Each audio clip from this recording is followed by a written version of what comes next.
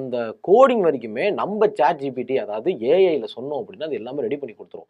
இப்போ ஏஐ வந்ததுனால வந்து என்னென்ன பிரச்சனை இருக்கு அப்படின்னா, கண்டிப்பா வேலைவாய்ப்பு எல்லாமே கம்மியாகும். இது வந்து ஒரு முழுக்க முழுக்க ஒரு உண்மையான விஷயம். என்ன எதுக்கு அப்படி சொல்றேன் அப்படின்னா, இப்போ வந்து ஏஐ இருக்கு அப்படின்னா, ஒரு மனுஷன் செய்யக்கூடிய வேலையோ, இல்ல மனுஷன் செய்ய முடியாத வேலையோ எல்லாமே ஏஐ பண்ணிடுது அப்படின்றப்போ, எல்லாமே அவங்க ஏஐ வச்சு ஒர்க் பண்ணிட்டு போயிடலாம். அதுக்கப்புறம் மேன் பவர் எதுக்கு? அப்படின்ற ஒரு டவுட் தான் எல்லாத்துக்குமே வருது. எல்லாமே ஏன்னா மேன் செய்ய வேண்டிய எல்லா வேலையுமே ஏஐ பண்ணிடுது. அப்படின்றப்போ மேனுக்கு வந்து இங்க ஒரு வேலையே கிடையாது. மட்டும் மேன் பவர் வந்து ரொம்பவே கம்மியாயிரும். ஏன்னா ஏஐ உள்ள வந்துச்சு அப்படின்னா ரொம்பவே ரிஸ்க்கு. அப்படின்னு நெறைய பேர் சொல்லியிருக்கலாம். அப்படி சொல்றப்போ வந்து ஏஐலாம் ஃபாரின்ல தான் இருக்கு. நம்ம ஊர்லாம் இருக்காது அப்படின்னு சொல்லி, நம்ம இந்தியால வந்து எல்லாருமே சந்தோஷப்பட்டுட்டு இருந்தோம்ல. அது எல்லாத்துக்குமே ஆப்பு வச்சாச்சு.